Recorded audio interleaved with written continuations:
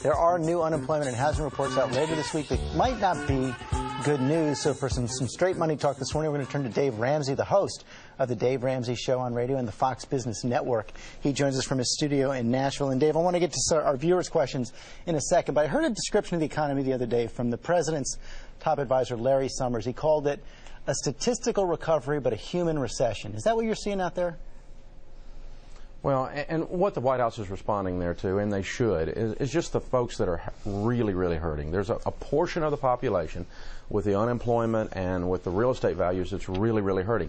And it's kind of there's a lot of disparity because we're taking calls from people all over the nation, and we've got pockets of the nation that are really struggling, and then other areas that are doing fairly well. And so there's this difference that's going on, and while the statistics seem to indicate we're doing pretty good, there are these certain areas where folks are struggling. And there are still some big problems out there with housing, and more than 5 million Americans underwater now on their mortgages.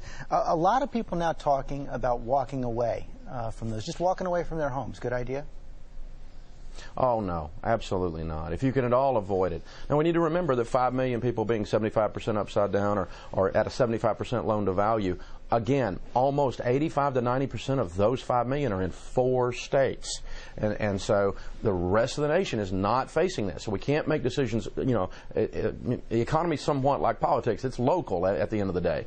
And so you don't walk away from your home. If you can at all afford it, sit there. It will recover. Now, if you're in a situation where you can't afford it and you're going to be foreclosed on, then attempt to sell it on a short sale before the foreclosure. That'll be a lot better than just walking away. Okay, as I said, we wanted to get some real questions from real people out there. In this turbulent economy, a lot of people are going through transitions right now. And one young mother had this question for you. Hi, my question is, if I have an extra $200 a month, I'm starting a family, what is the best way to invest that extra $200 a month? Where should it be used towards? Excellent. See, there's somebody doing pretty good, an extra $200 a month. Not bad. Well, when you're starting a family, if the baby's already on the way, we don't do a bunch of fancy things. We just pile up cash and get ready for baby to come, because it's a lot more fun to have a child with $10,000 in the bank in case there's some kind of a hiccup than it is being broke. And so get ready. Now, once baby comes and baby's okay and mommy's okay, then we'll start working on a game plan. And that's, of course, to get yourself out of debt with that money and build an emergency fund of 3 to 6 months of expenses. That's the emergency fund, but eventually you have to pay for college for that baby. And another woman had a question about that. Hi. So my financial question is, we would like to know how to save money, more money, for our daughter's college education. And we just want to see how to do that. How do we do that? You know, our body language says, I don't have any money. How do I do that? There's no money here. There's no room in the budget. After I pay the bills, there's nothing left.